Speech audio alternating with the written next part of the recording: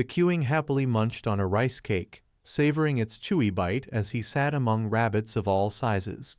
Every animal around him was enjoying it just as much. Even Bat tilted his head in curiosity, trying to figure out what that springy little snack was supposed to be. The farmer rabbits chewed thoughtfully, puzzled but delighted by the unfamiliar taste. The queuing excitedly told Sejun that this was the very first time he had ever eaten something like this. One of the raccoon friends chimed in too, announcing that it was both chewy and incredibly tasty. That was when Sejun reached for a jar filled with thick, golden honey. The queuing stared at him, confused, wondering what his dad was about to do. His senses suddenly kicked into overdrive, and before he realized it, he was drooling, already guessing what might come next. Sejun wore a satisfied, almost mischievous smile as he opened the honey jar. He grabbed a long rice cake stick and plunged it straight into the honey, coating it generously. When he pulled it back out, the rice cake glistened under the sunlight, glowing a warm yellow. Sejun announced that rice cakes were meant to be eaten with honey if you truly wanted to experience their full potential. The raccoons gasped in shock, amazed by the idea and wondering who could have come up with such a combination. Sejun simply shrugged and explained that on Earth, this pairing was completely normal. He took a bite and instantly felt like he had ascended to heaven. The mix of sweetness and chewiness was perfect beyond words. Overcome with joy, Sejun started dancing, waving the rice cake around as he showed it off to the queuing, the rabbits, and Bat. He urged them all to try dipping their rice cakes in honey too. One raccoon laughed and called Sejun a true customer of culture, joking that this golden seasoning must be some kind of legendary ingredient. Sejun shook the jar playfully and explained that it was called honey, a sweet liquid made by bees from flower nectar. Nearby, the mother rabbit took a careful bite, and the rest of the group watched in suspense. Sejun then passed the honey jar to the raccoons, encouraging them to try it themselves. The mother rabbit tasted it and was instantly sent into bliss. The queuing finally got his share too, happily stuffing his mouth with rice cake drenched in honey. One raccoon hesitated, nervous about this mysterious seasoning. He cautiously dabbed some honey onto his paw and licked it. The moment it touched his tongue, his world changed. His imagination exploded with visions of giant honey cubes, and he knew immediately this was the sweetest thing he had ever tasted. It felt like he'd never be able to live without honey again. He rolled around dramatically, overwhelmed by how something so natural could taste so rich, sweet, and fragrant. Sejun stood proudly, clearly enjoying the reaction. Finding honey on the 99th floor of the tower only confirmed what everyone now believed: rice cakes and honey were a match made in heaven. But there was a catch. Sejun had brought all the rice cakes himself. The raccoons nervously asked if they could at least try one rice cake dipped in honey. Sejun refused instantly, flashing a devilish grin. Their faces went pale as they realized this heavenly pairing might forever remain out of reach. Sejun raised an eyebrow, wondering if they were implying they wanted to take back the rice cakes he had rightfully brought. He added that the honey itself was extremely rare, taking hundreds of days to collect in such quantity. The queuing suddenly blurted out that their warehouse was overflowing with honey anyway. Before he could finish, Sejun calmly shoved another honey-coated rice cake into his mouth. Instantly distracted, the queuing forgot everything and returned to blissful chewing.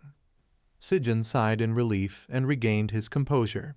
He told the raccoons that if they truly wanted rice cakes with honey, they'd have to trade something valuable in return. The honey jar gleamed as the raccoons exchanged worried glances, trying to decide what could possibly be worth such a delicacy. One raccoon finally stepped forward and proposed offering the pride of their merchant guild. The guild leader then revealed a container filled with a thick white liquid, definitely not what anyone was thinking. It was rice wine, a traditional drink made from fermented rice. Sejun nearly shouted in excitement, while the queuing stared in confusion, asking what rice wine even was. Sejun knew exactly how valuable it was and wondered if the raccoons were truly willing to part with it just for rice cakes and honey. He forced himself to stay calm, knowing negotiations required patience. The raccoons, however, were stunned that Sejin recognized the drink. It was made using their guild's secret recipe. Sejin smiled knowingly and explained that he was familiar with the process: fermented rice brewed with yeast. The raccoons were shaken. How could a human know this? They quickly realized Sejin wasn't an ordinary trader. Still, Sejin hesitated. The honey was incredibly rare, and trading it for rice wine felt like a loss. The raccoons looked devastated, but Sejin reminded himself that business came first. After thinking it over, he decided to be generous. 1 jar of honey for 1 bottle of rice wine. The queuing couldn't understand why his dad was treating honey like something rare, especially when their warehouse was full of it. The deal was finalized with a handshake. At last, the raccoons dipped rice cakes into honey and tasted it properly. Once again, they were transported to heaven. The chewy rice, the natural sweetness, the fragrant aroma, nothing artificial, just perfection. The raccoon leader declared it the best flavor combination he had ever experienced across all the towers. Sejin casually mentioned another secret: honey tastes even better with grilled rice cakes. The raccoon eagerly offered Sejin a cup of rice wine in return.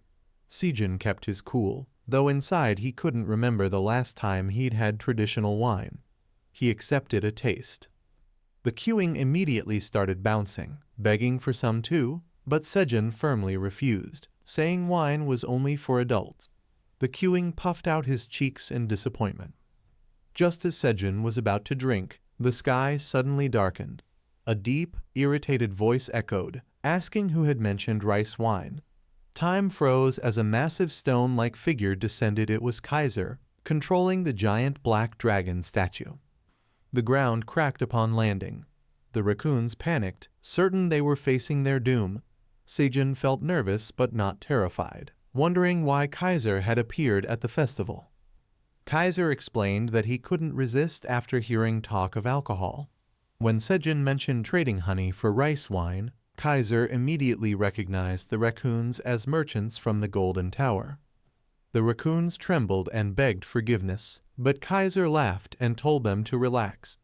The master of the Golden Tower was an old drinking buddy of his, and their rice wine was trustworthy. Relieved, the raccoons offered Kaiser a massive pot of rice wine. Kaiser then praised Sejin, saying it had been a long time since the Black Tower had hosted a festival like this. His laughter shook the entire floor as he invited Sejin to drink together. Sejin nervously raised his cup only for Kaiser to suddenly freeze as a system notification appeared. It was his granddaughter, Eileen. She scolded him for drinking instead of completing his task. Kaiser panicked, promised to do it immediately, and begged her not to block him. Sejin watched in disbelief. Before leaving, Kaiser told Sejin he was the best tower farmer and took off with tremendous force. The pressure nearly sent everyone flying. Once the dragon was gone, the raccoons finally breathed easy. They never imagined they'd meet the black dragon himself. That's when Sejin made another tempting proposal. He offered to buy everything the Raccoon Guild had in exchange for all their information about the Golden Tower.